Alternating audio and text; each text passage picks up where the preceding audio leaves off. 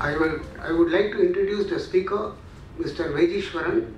He has obtained his law degree from the Madras Law College during 1990. He is also a member of the Cost Accounting and the Company Secretaries Institute of India. He joined Subbarayan and Ramamani office during the year 1990, and he has set up his practice during the year 2000. He has specialized in the areas of indirect taxation like customs, excise, VAT, and now GST, and he is also a chairperson of the CAI Southern Region for GST. He has specialized in the area of service tax, which was introduced during 1994, and it has crossed so many hurdles, and he has been an excellent speaker in that. And I would like to invite Mr. Vaidishwaran to the dais. The floor is for the audience. Yes.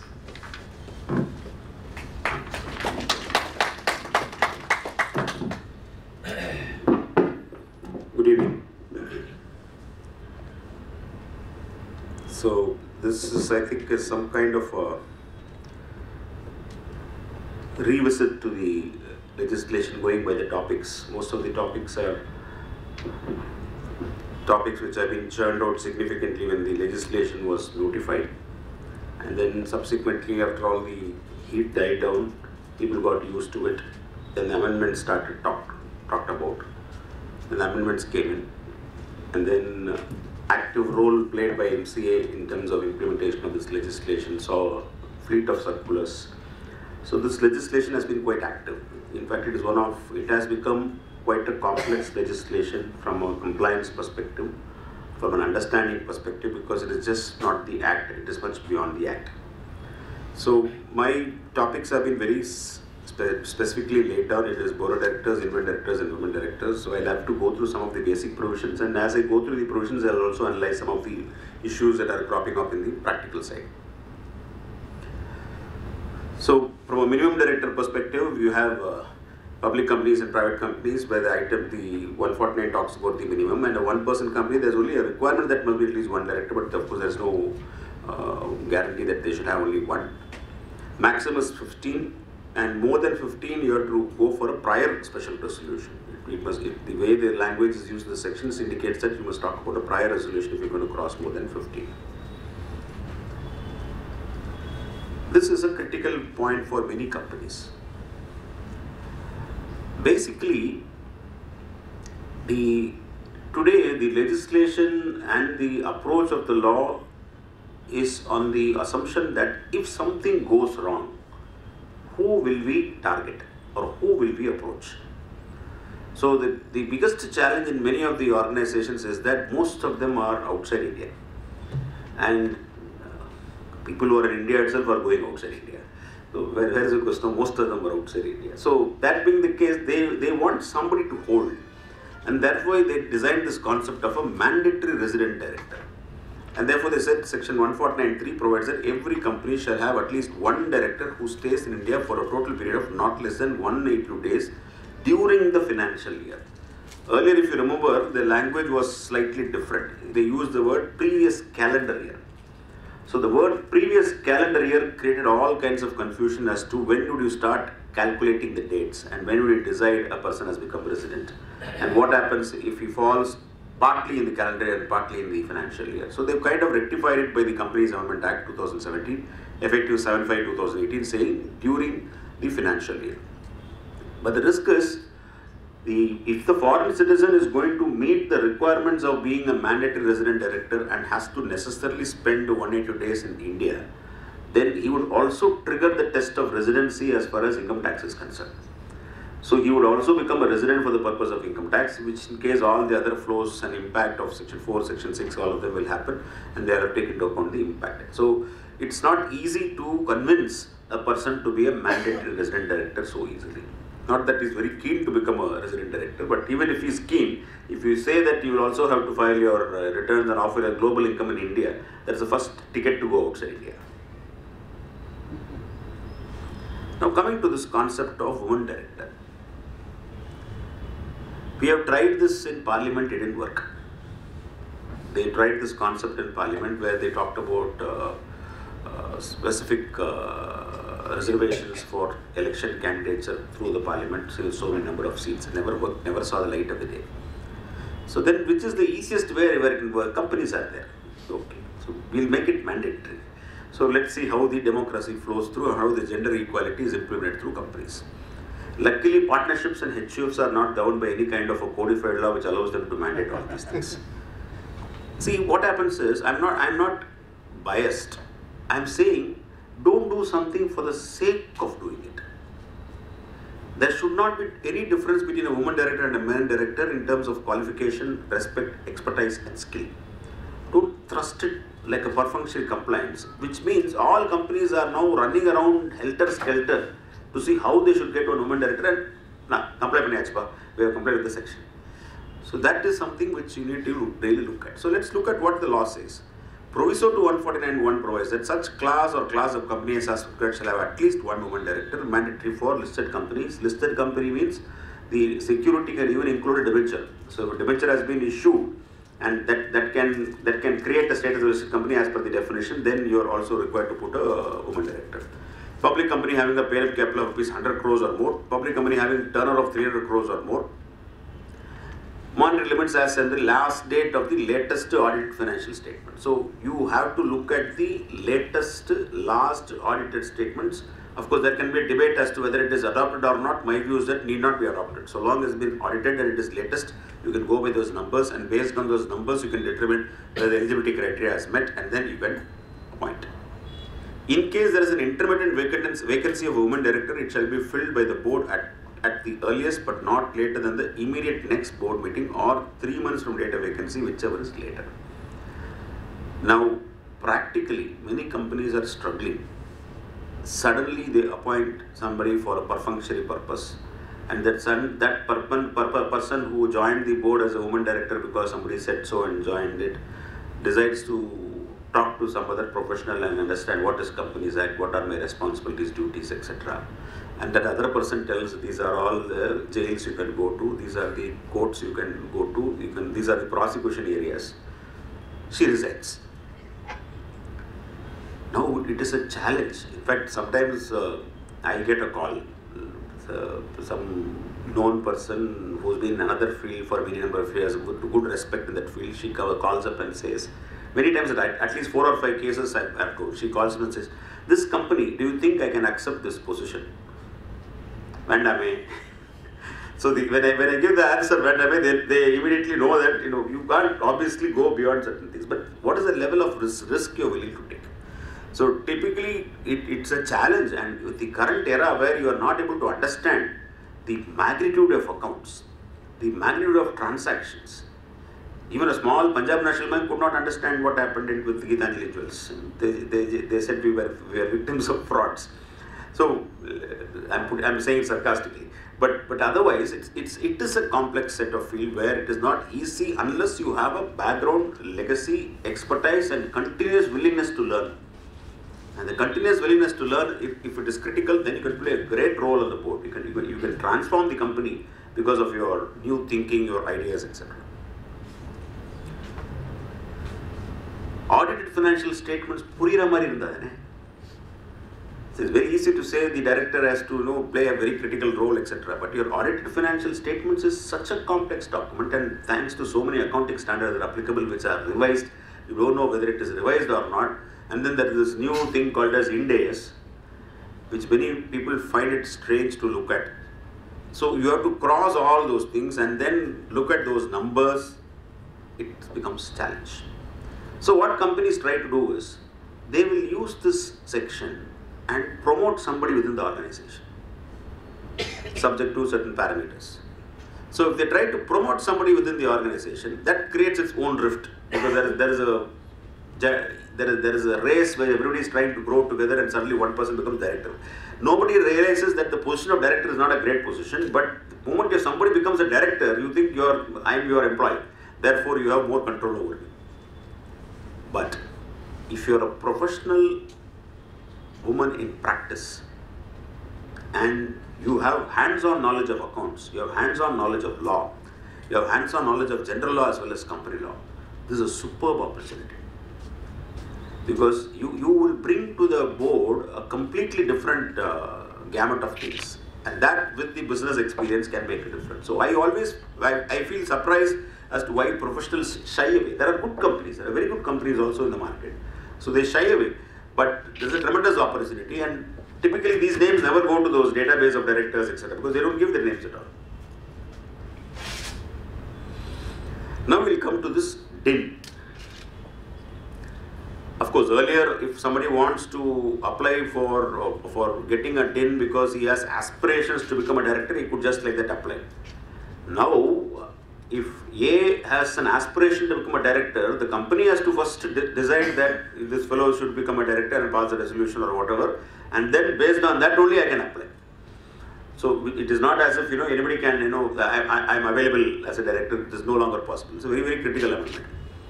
So you have to apply prescribed fees as usual electronically, DIN 3, etc. Downloaded particular sort that is verified and signed. Following should be attached: photograph for proof of identity, proof of residence, board resolution proposing the appointments and verification of specific signature. And then you are supposed to use your own DSC, digital signature, and shall be verified digitally by a company secretary in full-time employment of the company or MD or director, etc., etc., etc. Now let's look at what all has happened in DIN 3. They've now realized that we've been telling these bank fellows to implement KYC. That fellow is not implementing it. We are telling every other person to implement KYC. That fellow is not implementing. Let us implement KYC in companies. So they've made a massive change whereby they now expect each of the director to file this particular form DIN 3 KYC, which has been completely substituted. And as per MCA, any director who has been allotted a DIN by 31/3/18, which is an approved status, will have to submit his KYC details to MCA by 31st August 2018. I don't think the date is going to be extended.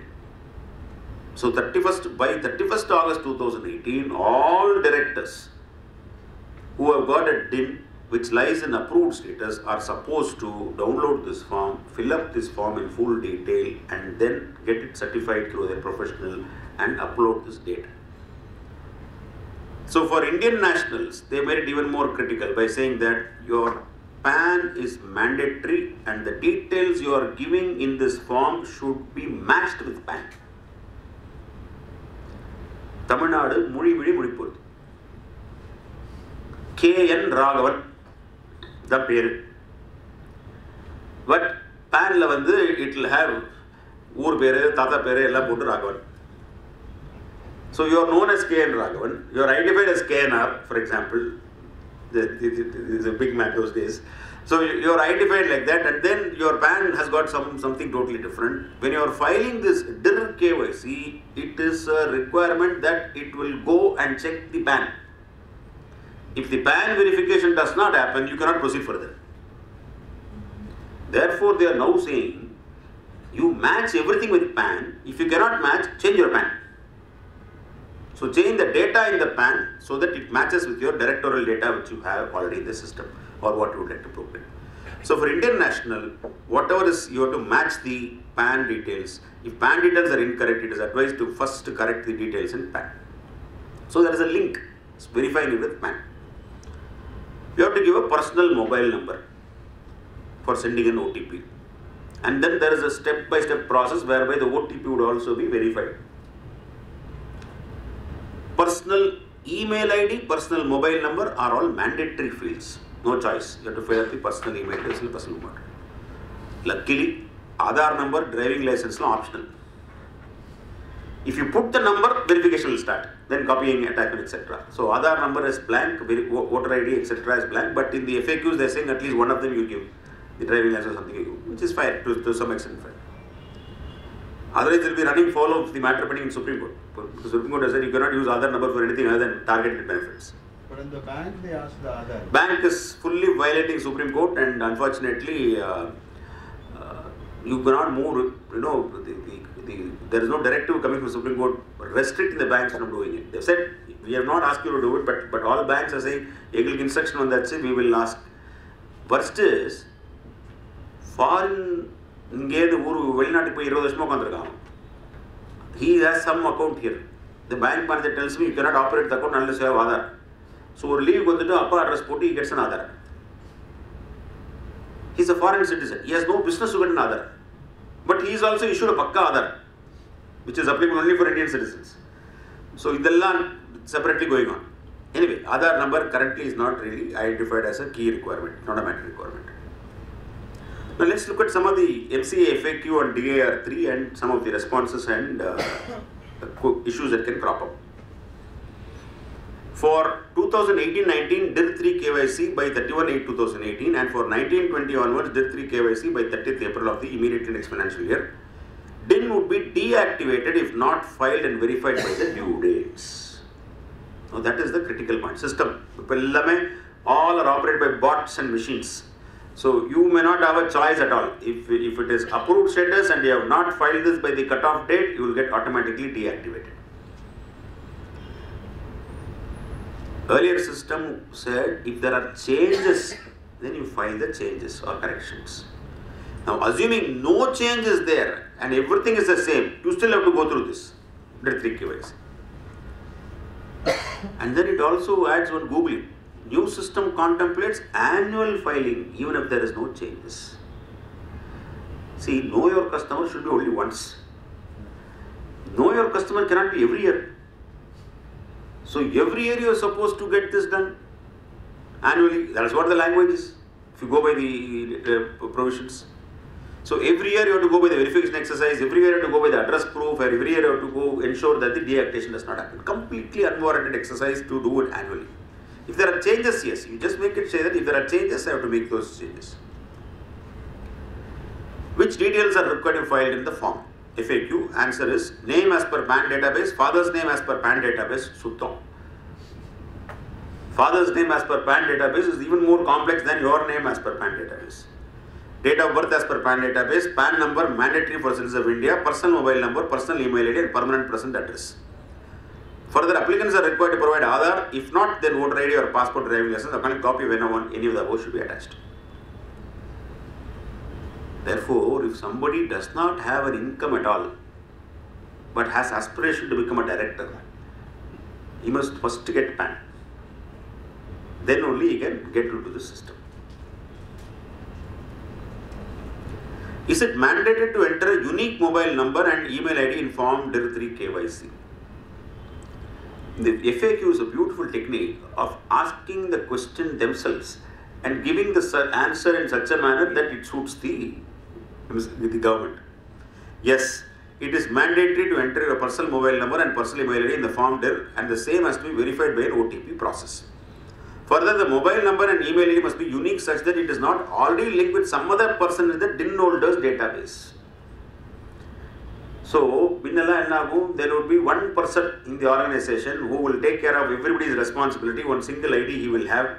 That email ID, he is responsible, he will take care, all the mails will come, he will respond, he will give his mobile number, OTP, everything will be taken care at that end. Others will have a breather. Now, no, each of you create an ID. Operate as a unique email ID.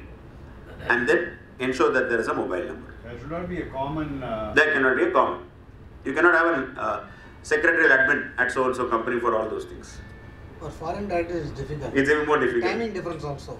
Further. The best part is, the way the form is structured is, the send OTP button will be enabled only after successful pre-scrutiny of the form.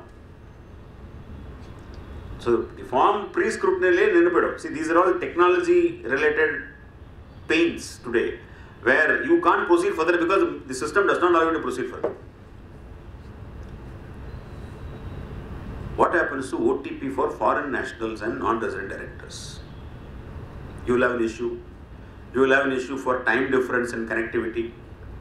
You will have issues on unique email ID for the foreign director. Then the same issue as to what happens to ease of doing business. All those things are in pain. See, if you are talking about a foreign director, first of all, getting him to give his mobile number, personal mobile number, and that mobile number being identified with this system, and he getting an SMS at a particular point of time through the OTP and then informing you. We'll see about it a bit more later. Who are the signatories in this form? The DIN holder and a professional certifying the form are the two signatories. In the case of citizens of India, PAN mentioned is verified through the PAN database. In foreign nationals, the name in the DSC affix should match with the name entered in the form. So you have to be very, very careful, and as a professional, if you are certifying it, you have to ensure that the foreign director gives all those details in word by word and tallies before you start the process. A professional in practice holding a DIN cannot affix DSC in two capacities since the intention is to get certification. So you cannot use your own DIN to facilitate DSC to facilitate the process. He has to do the DSC as far as his part is concerned. You have to use your DSC as far as certification is concerned. I am a disqualified director. Am I required to file DIN 3 KYC? I am a disqualified director. Am I required to file? Yes. Any person who has been, they will allotted, the same story. Any person who has been allotted DIN and where the status of DIN is approved is required to file Form DIN 3. Hence, disqualified is also required to file Form DIN 3. How long? He is already disqualified. He is already disqualified. So he ceases to be a director. Exactly. Then how long he has to do that? Every year? The FAQ does not match the requirement of the law. For example, I put as practical aspect. Take this case of recent striking of companies. Massive number of companies have been struck off. All directors in that are struck. Their DIN has also been kept in hold. In all those cases, are you supposed to activate it? If you're supposed to activate it, you're supposed to go and file all these things. What happens to a person who says, I don't want to be a director? There could be a person, he didn't but I don't want to be a director, I have no plan to take up this position of a director anywhere. Illala, will deactivate it. Or you can surrender it also. But in case I don't aspire to be a director now, I don't do my KYC, I am deactivated. Tomorrow, I want to reactivate. 5,000 rupees katti setala. Instead of that, is there a way to voluntarily go and withdraw my own DIN? That's illiye. Really, we had surrender of DIN. முன்னெல்லாம் இருந்தது. இப்போ இதுக்கு அப்புறம் இல்ல. இது வந்து முதல்ல KYC முடிச்சதுக்கு அப்புறம் தான் அடுத்தது. See, maybe they have some cases of massive fraud. Maybe they have cases of multiple DINs because multiple PAN irukku. Not as if it is completely out of, it's not a figment of imagination. So multiple DIN possible. So other arrest பண்றதுக்கு the rest of the world who are probably complying with the law are getting into all these things. இதெல்லாம் இப்போ 31st August குள்ள first board of directors க்கு புரிய வைக்கணும். See, the biggest challenge is nobody has got the time, and generally the professional is the person who is blamed for the law. Professional only implements the law. மாதிரி ஒரு law வந்திருக்கு, தயவுசெய்து comply பண்ணுங்கன்னு சொன்னா, you are looked at as a villain.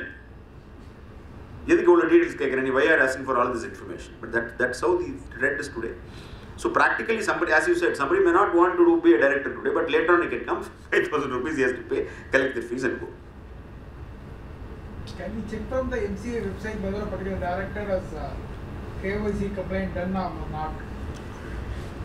Suppose you comply with KYC, all details போட்டு upload ஆயிடுச்சு form. Whether it has been correctly recorded in the system, no, உங்களுக்கு ஒண்ணுமே தெரியாது. Match-ஏ வராது. In fact, I am surprised. இன்னைக்கு நீங்க if you are ordering something from Swiggy's, Kumar has picked up your order. Kumar has gone to Sangeeta Hotel, waiting for idli vada. Kumar has picked up the vada. Kumar is on way to your house. Kumar is ringing your bell. Ivlo message varo. So I know exactly. But ivlo periya matter. You should know that KYC has been complied with. At least person who has filed it must have a satisfaction that everything is cleaned up. Then comes the next question, whether if I key in the number, I know whether KYC is tick. One column put tick போடுது என்ன ஆயிட போகுது? KYC complaint with one column put tick போடுது. They have put DSC and then next to that they can put. They can put that. We should suggest. Probably they would not even visualize this, but they get a technology இப்போ மாத்த முடியாதுன்னு next round பண்ணலாம்னு.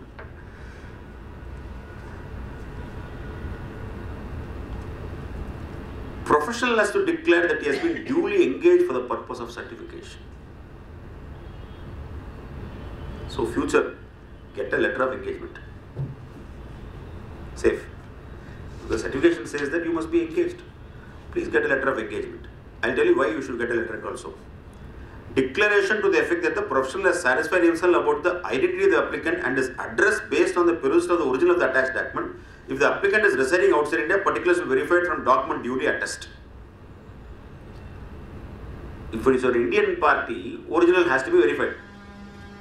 If you are a foreign citizen travelling abroad, the passport is with him. Therefore, apostilled copy is accepted as per Hague Convention. They must put a stroke saying foreign citizen copy, others original. Adum original paatha mari language. The form does not have a window.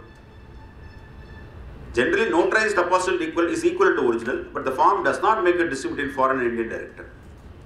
Declaration to the effect that the professional has verified the particulars from the original records maintained by the company and the applicant and found to be true. What are these records?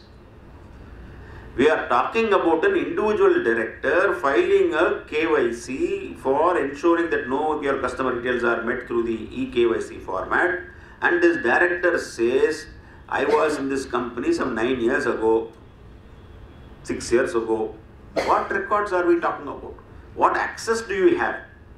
Because you are certifying this, you are saying that I have declared that particulars have been referred to the original records. Enna record for an individual director to be seen. You get only Xerox copies of the record. There is no record, technically speaking. See, if it is a form filed by the company, yes, they have all the records. But for an individual, what kind of record is a director required to maintain? Are you supposed to peruse the board minutes which was part of it for 7 years ago?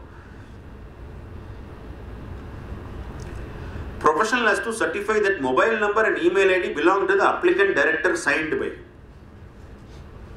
What do they mean by professional here?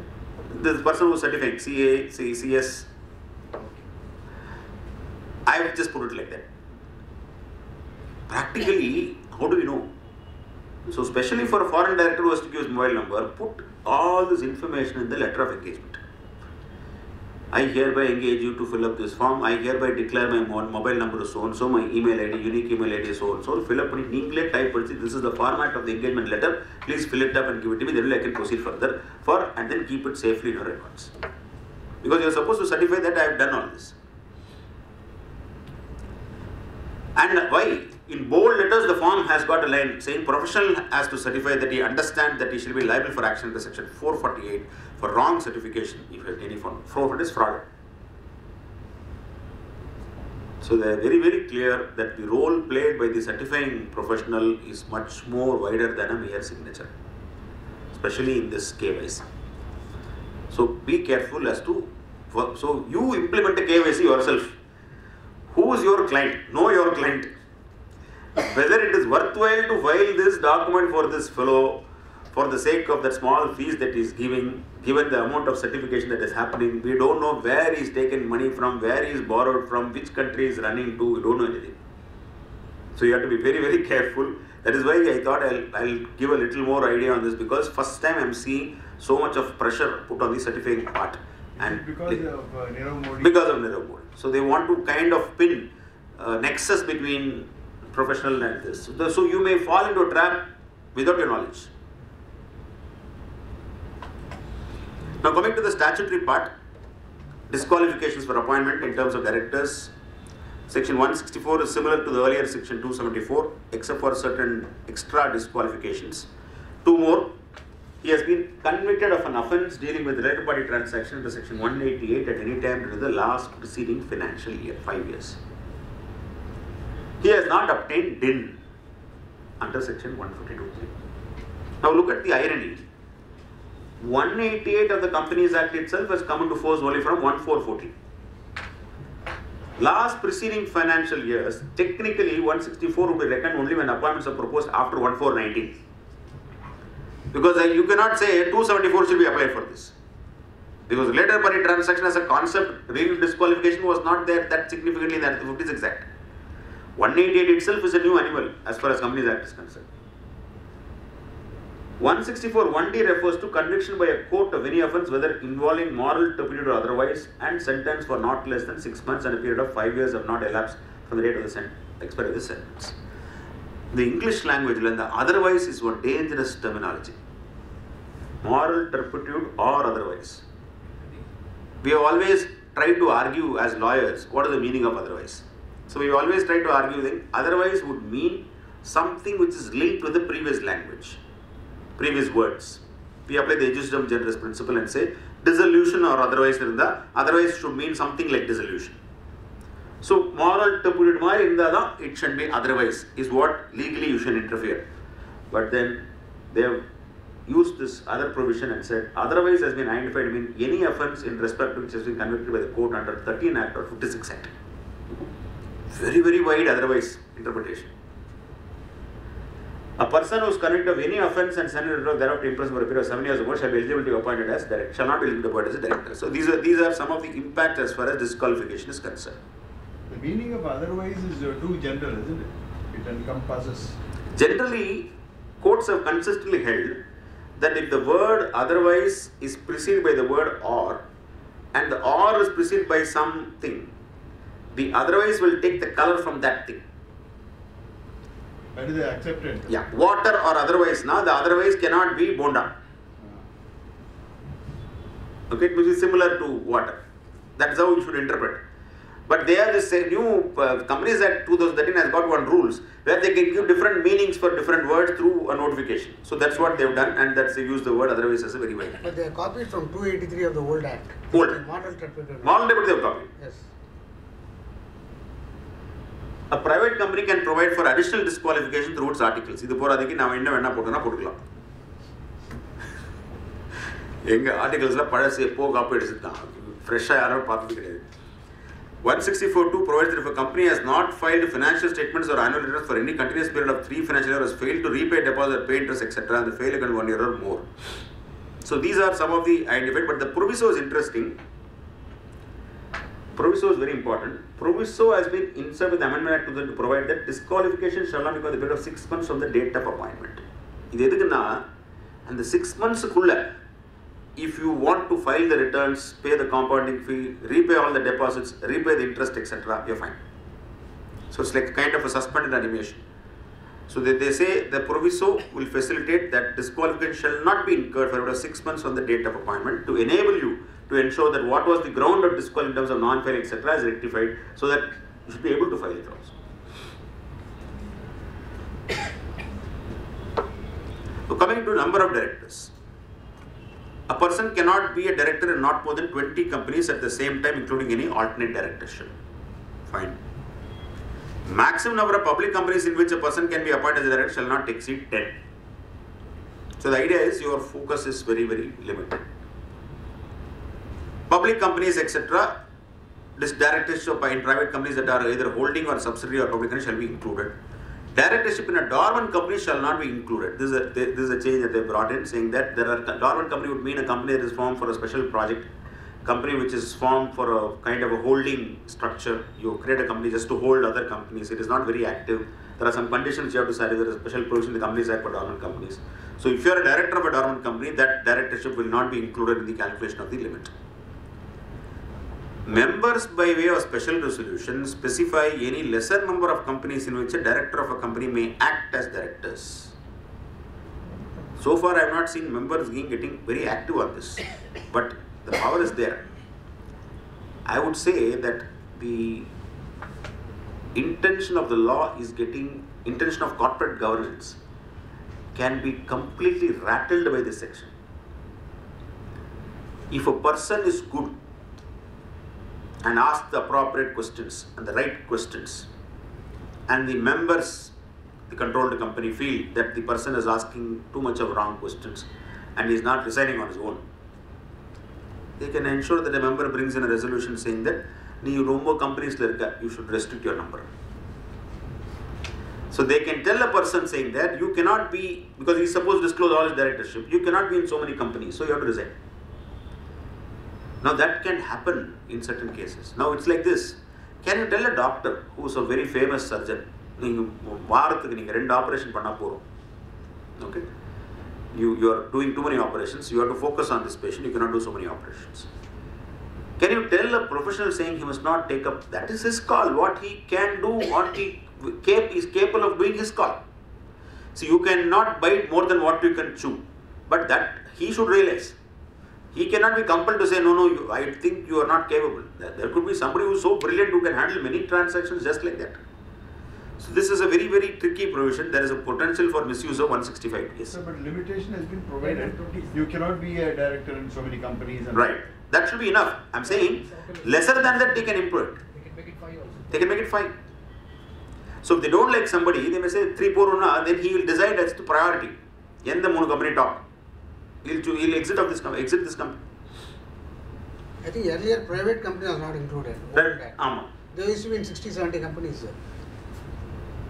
looks like they can override the act. Yeah, through this. Now you have got proxy forum and all, which dictates the company. Even for Parek appointment, 30% rejected in HDFC. 30% rejected. Rejected, even though you got 70%. He should be very unhappy. He is supposed to be one of the best directors. Correct. Duties of directors. Upon 1956 Act, directors' duties are.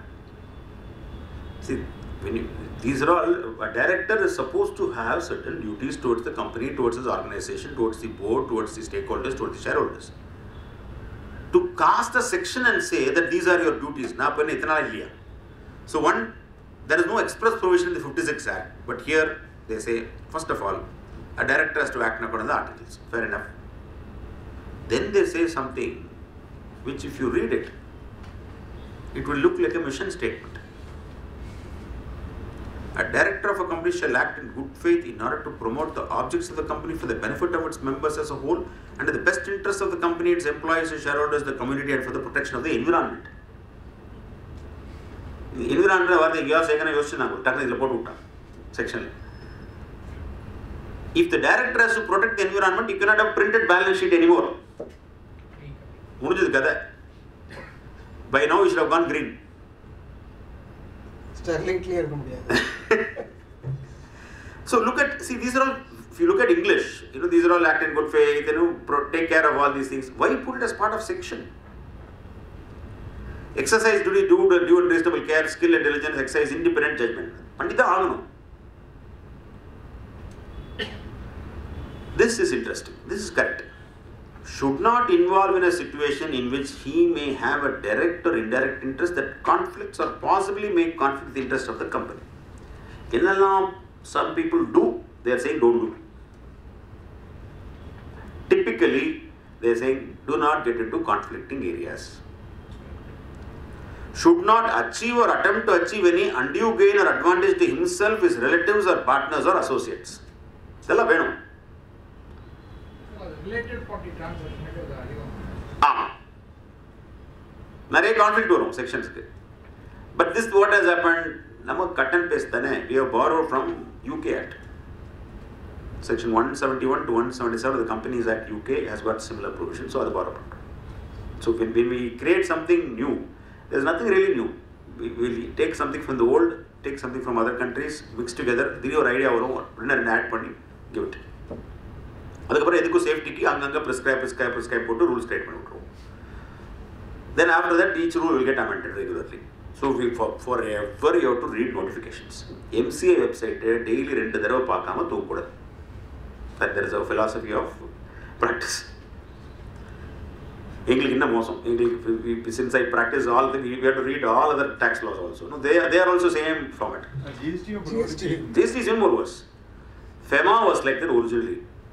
FEMA, first thing, if I remember right, FEMA 1999 when the Act came, they virtually gave everything to RBI through regulations and master circulars.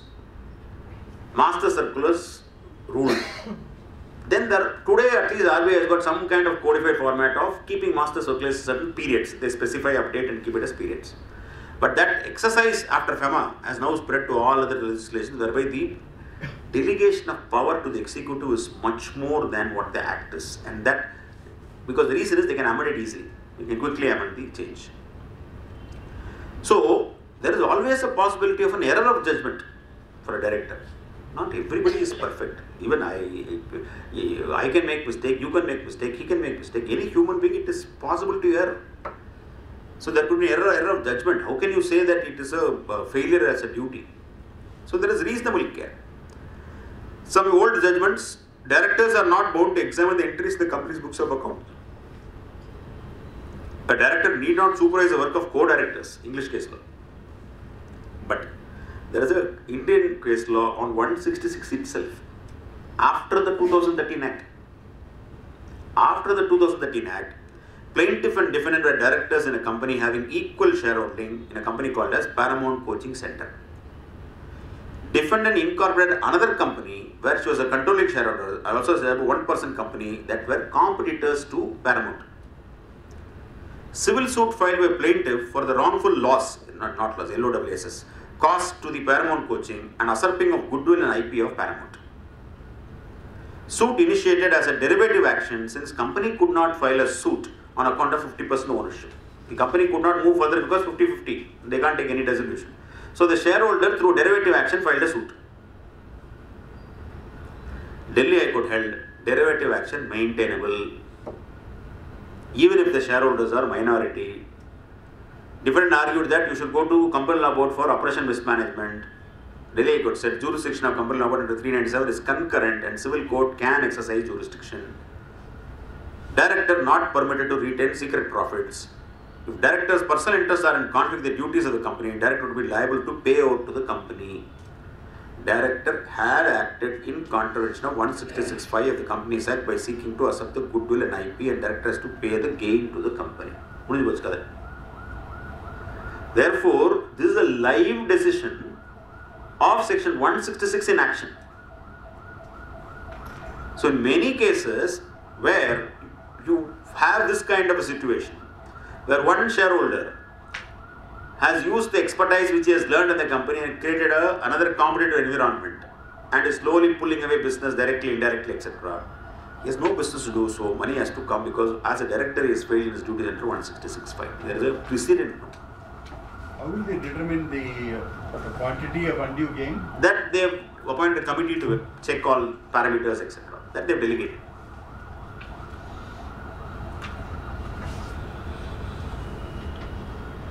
Resignation.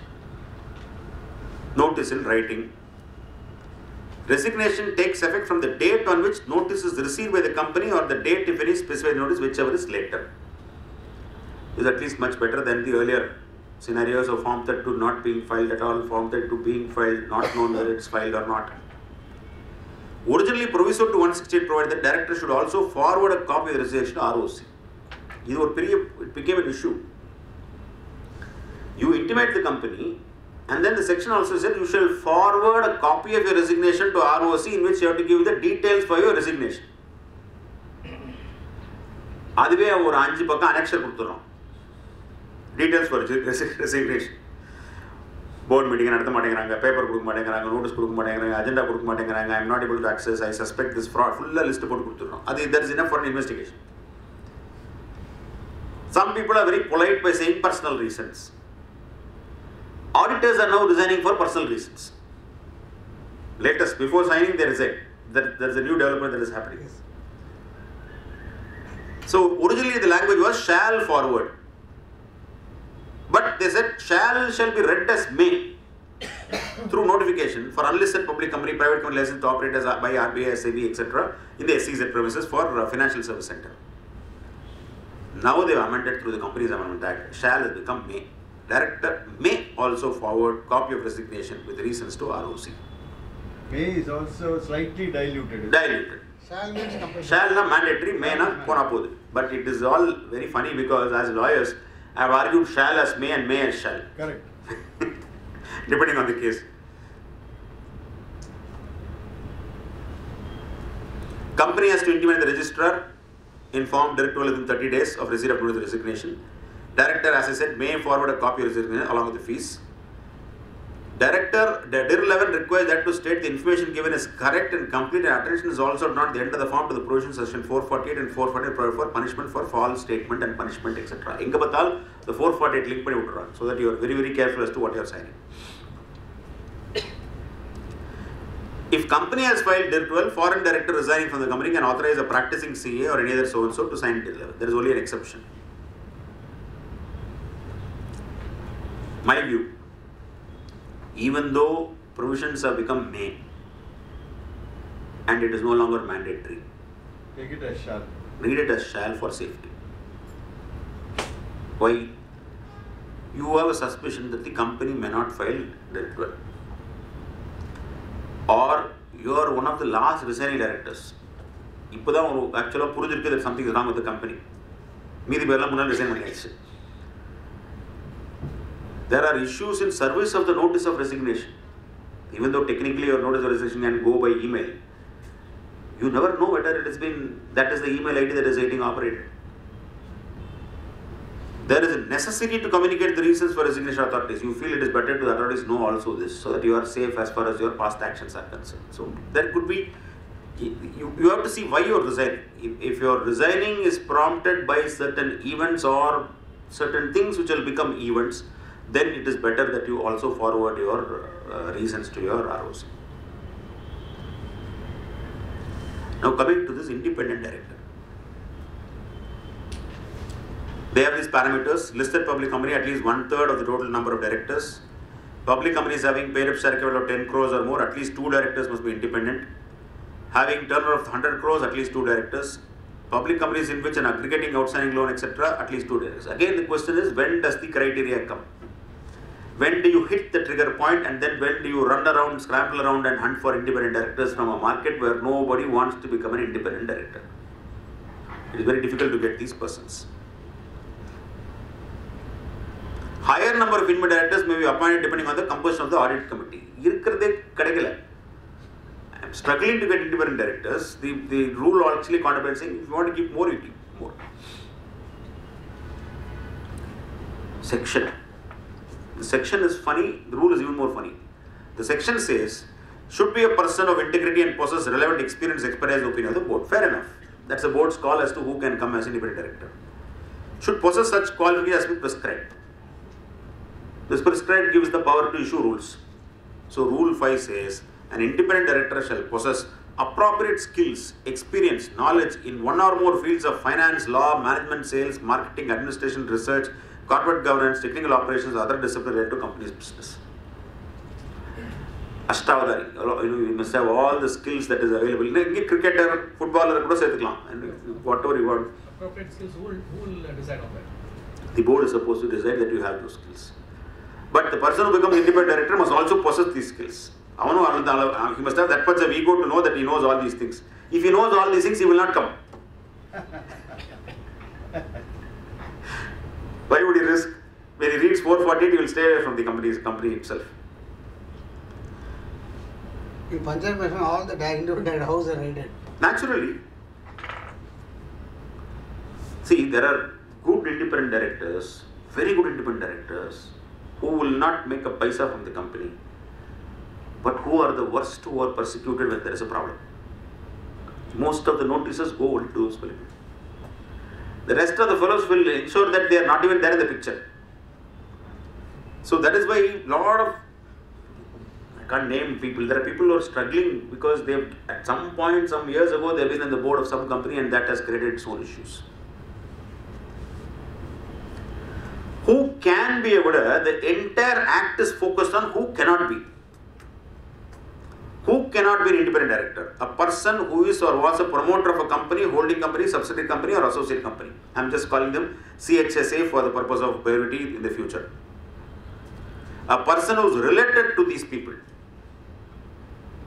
A person who has had a pecuniary relationship other than remuneration as such director or having transaction not exceeding 10% of his total income or such other amount as prescribed with the CHSA. So these italics, what you see, are all amendments which have come through the Amendment Act.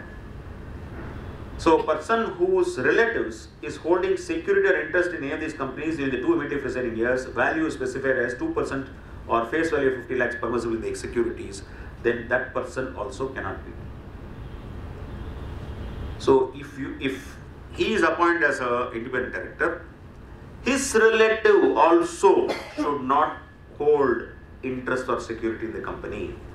His relative should not have given debts to the company. His relative should not be standing as guarantee security, etc., etc. So they are now covering the scope to ensure that you are not on paper independent, but in reality you are not independent. So they have kind of probably had this experience of examining various transactions and said that You are appointed, your relative also should not follow. Earlier, your condition was satisfied. You must not hold, you must not have pecuniary, you must not have guarantee, all those things. Now, your relative also should not have.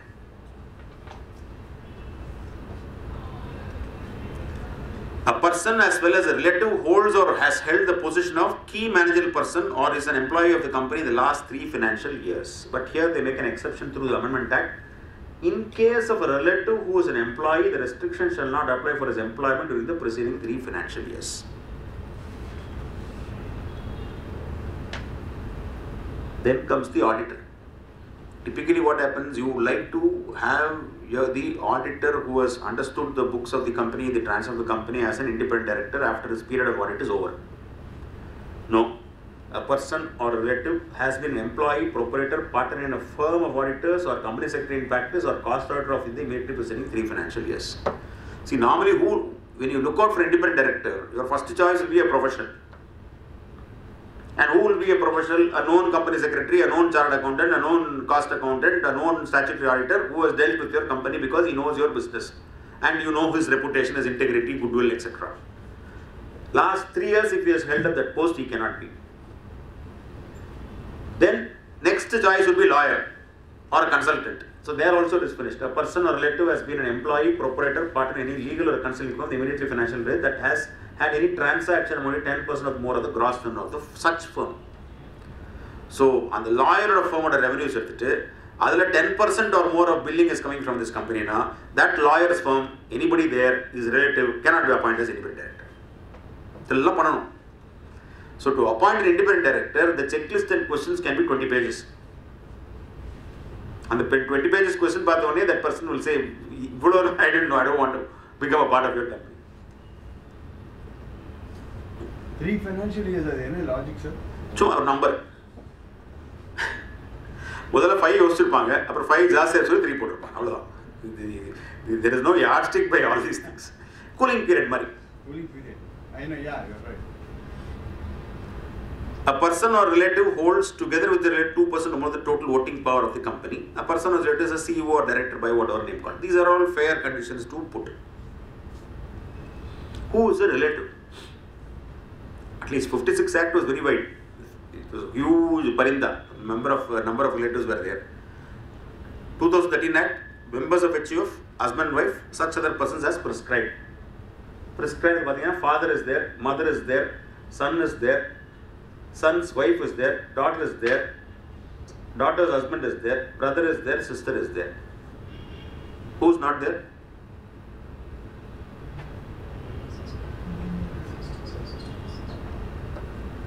Sister-in-law. Brother-in-law, father-in-law, mother-in-law illa. Relative definition. And everywhere in the Act the word relative is used in that context. A person or his relative should not be, etc., etc. But you will always say, board work Sunday. Listed companies will have to revisit their appointment of independent directors. Extremely difficult to get good quality independent directors who add value to the board. It's a big challenge. So what is happening now is, in reality, somebody who is an executive director in another company with great reputation and who is managing his affairs in that company, that executive director is now chosen as an independent director in another company which has absolutely no connection with the first company. A top manufacturing company's executive director is now an independent director of a services company. So, got nothing to do with it. Because these are the persons who are at least willing to accept, based on their connections, their friendships, etc., they are willing to join the board. But otherwise, getting a pool of there are a lot of people who have appointed, they have filed the DIN in those days and said we are all available as panel of independent directors, etc., thinking that is a very good thing, but there are risks. There are a lot of changes proposed in the SEBI listing obligations and disclosure requirements. Notification 9/5/2018. Different effective dates have been specified.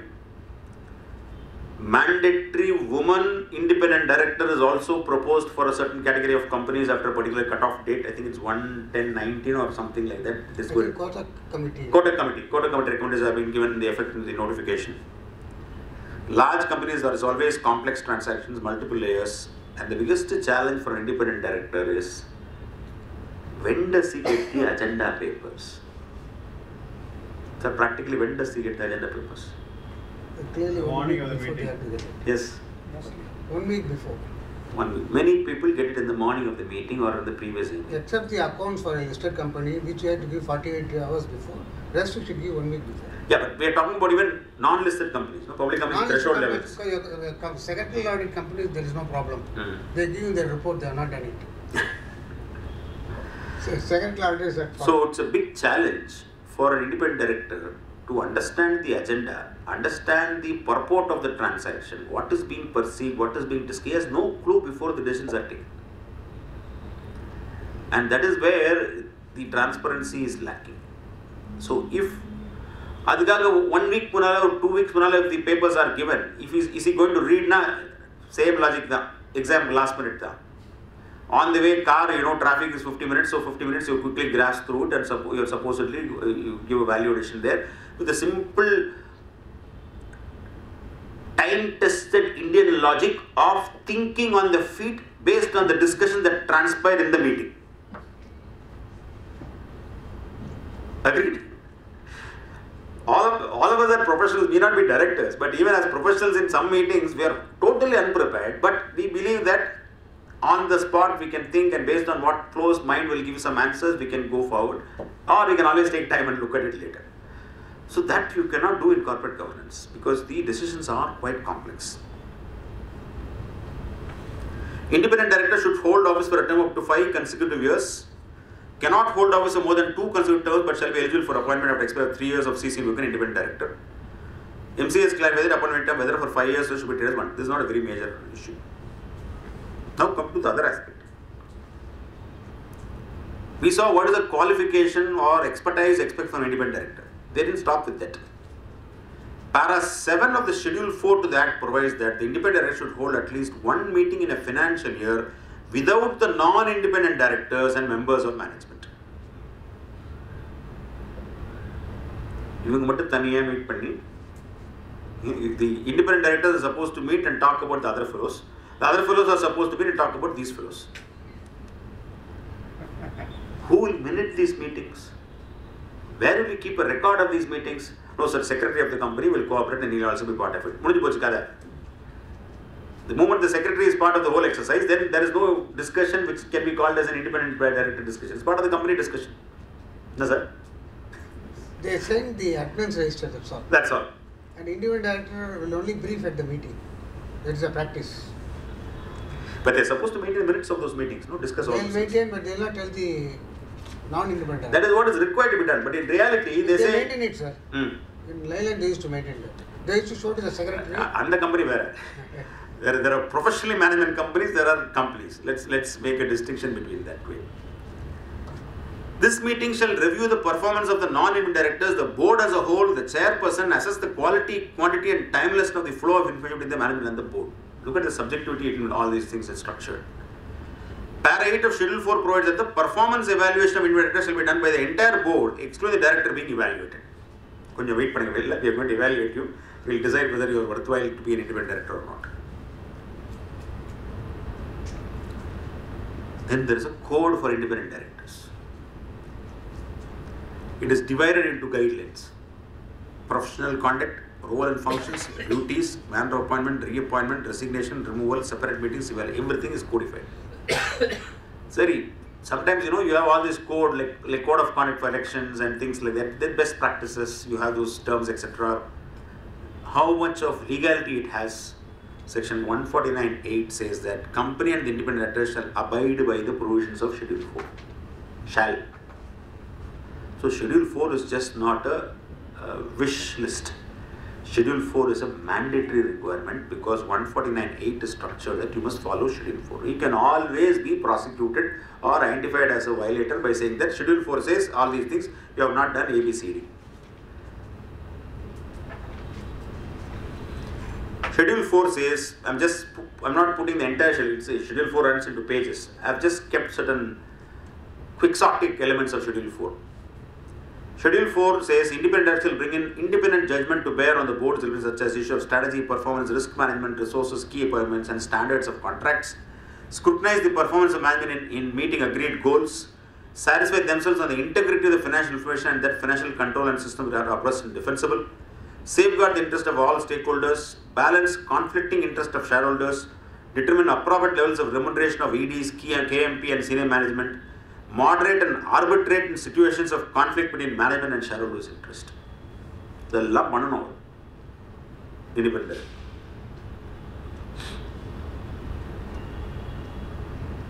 At least 149(12) says independent director is liable only in respect of acts of omission or commission by a company which had occurred with his knowledge and attributable through board process. Very, very critical. So if you have a view which is different, if you have a point of view which is completely opposite to the view expressed by the other directors or the promoters, you have to ensure that it is recorded. If you are voting against, your vote that was against must be recorded, because that is the one that is going to help you or save you at a later date if something goes wrong. So this minutes of the meeting shall be considered as read is not the best solution for an independent director. If you aspire to be an independent director, enjoying the role of independent director and not running from Magistrate Court 1 to 2 to 3 in Egmore. If you are very clear that is not your game plan ultimately, you need to take care of this step. Board process has to be strictly and religiously followed. 448 deals with punishment for a false statement if in any return, report, certificate, statement, prospectus statement or other documents required under the Act. Therefore, any document.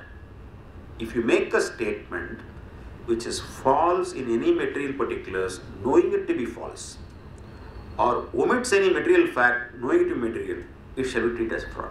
How do you prove this? Most subjective language of fraud. 439 says, notwithstanding anything in CRPC, every offence except offence in 212(6) shall be deemed to be non-cognizable. 212(6) says, 448, bail would be granted only after hearing public prosecutor. Bail is not automatic. Fraud involves severe punishment. The limits which are contemplated. Now look at the definition of fraud in the various legislations. Companies Act, fraud has been defined through an explanation. Fraud in relation to affairs of the company or a body corporate includes any act, omission, concealment of any fact or abuse of any position committed by any person or any other person with a connivance in any manner with the intent to deceive, to gain undue advantage from or injure the interest of the company or its shareholders or its creditors or any other person, whether or not there is wrongful gain. You need not make money out of it. Chanda Kochar ICC. Huh? Chanda Kochar ICC. Yes. Exactly. Look at the IPC. A person is said to be doing fraudulently, do an act fraudulently if he does that thing with intent to defraud, but not otherwise. Supreme Court in Dr. Vimala's case said that defraud involves two elements, deceit and injury to the person deceived. UK Companies Act.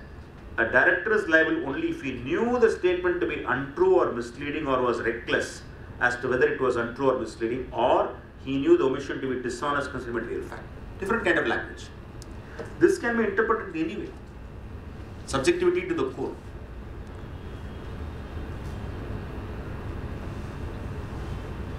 So, what would be the warning signal?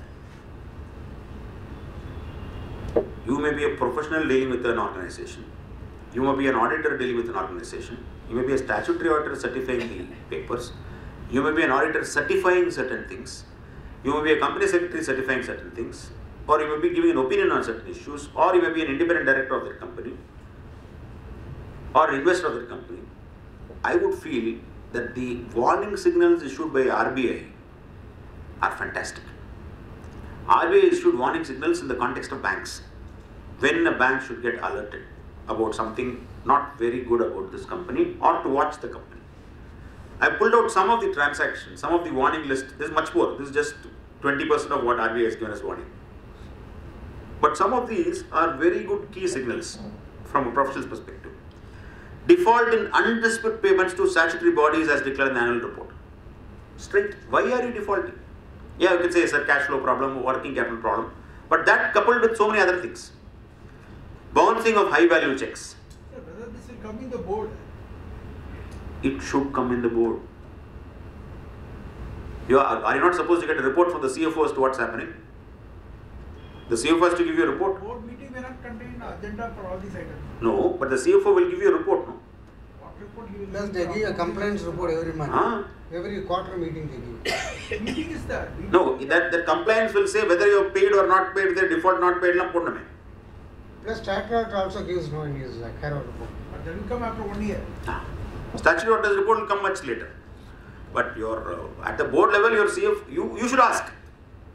Because in listed companies, Maadam mummari male peygindradha marada adu. listed companies we are expected to give once in a quarter to the board and the audit committee. See, you can create the standards.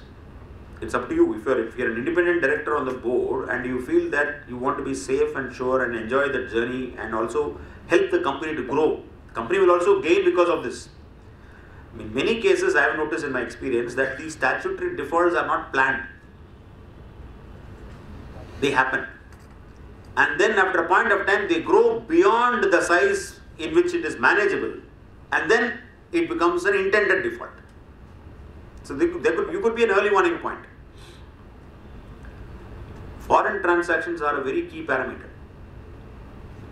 You are supposed to receive foreign exchange by so and so days. You are supposed to file an extension by so and so days. After that, what has happened? Why is forex not coming? Why are so many foreign bills still outstanding? These are questions which will give you answers, or at least you know what is the health of the company. Invoices devoid of TAN, either of course, the RBI goes beyond expected levels, they go into all kinds of warning signals. Critical issues highlighted in stock audit report. Stock audit report is a very, very critical report. In fact, some of the Chennai banks which were defrauded by one jeweler in terms of funding and loan, etc. The stock was a critical point. How much of gold you had in stock? That was a critical element in all the investigations. High value RTGS payment to unrelated parties. Red herring, warning signal. Why is such high values going? These are all things which you can actually pick up. Some of these you can pick up in diligence. When you do a diligence, you pick up these items. Increase in fixed assets without corresponding increase in long-term sources from which project is implemented. Increase in borrowings despite huge cash and cash into borrower's balance sheet. Frequent change in accounting period and accounting policies. Substantial related party transactions. This of course is very tricky because there will be related party transactions which could fall within the ambit of 188 and clear under 188 also. But you may still have to test it. Resignation of key personnel. Now this is getting to be a new one.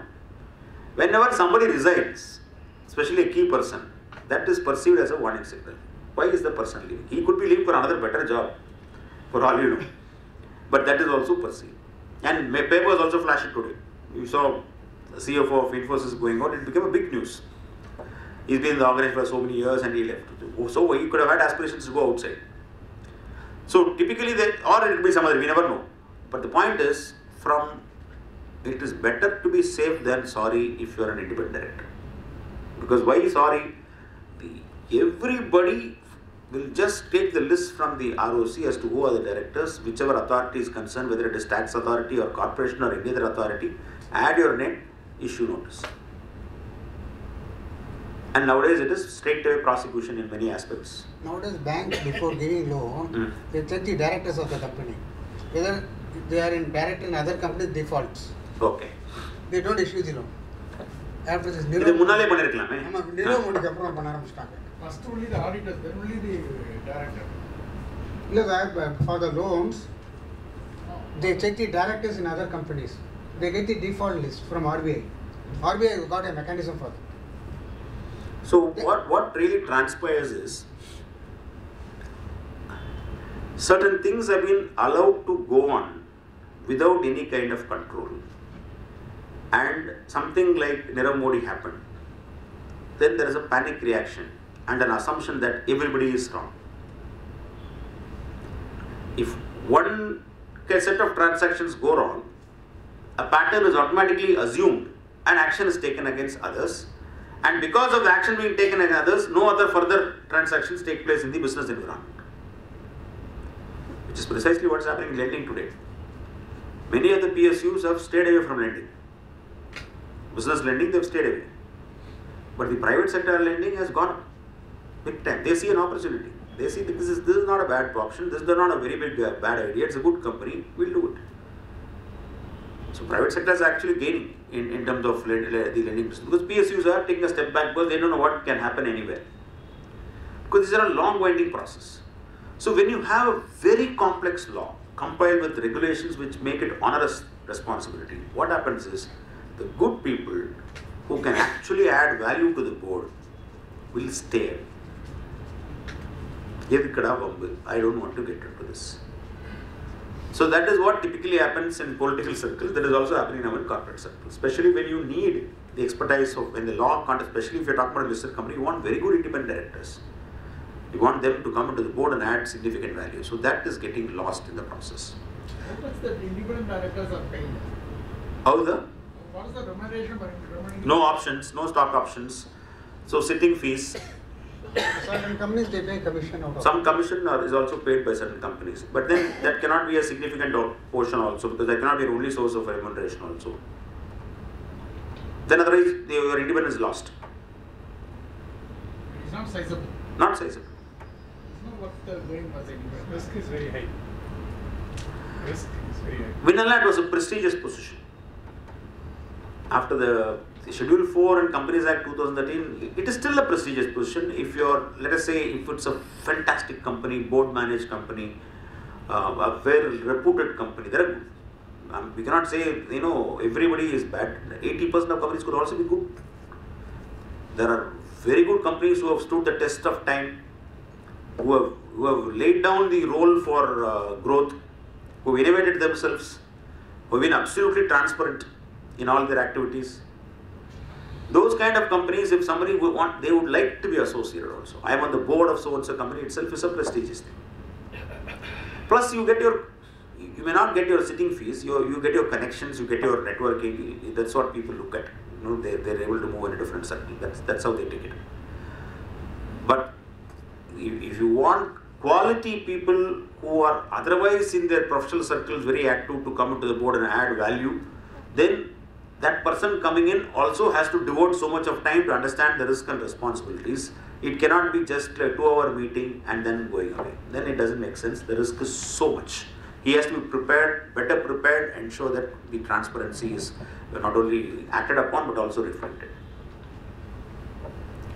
So that today would be my last slide as far as this topic is concerned, covering the 3 segments: the board, the women directors and independent directors.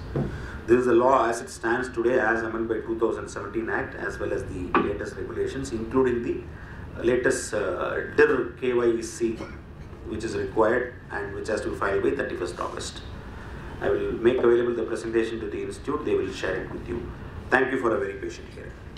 Thank you, sir. For a nice presentation.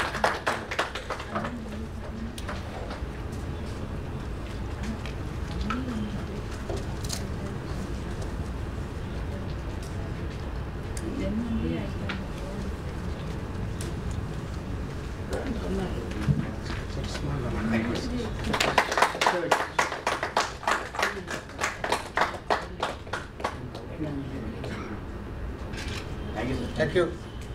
Thank you, sir. Thank you.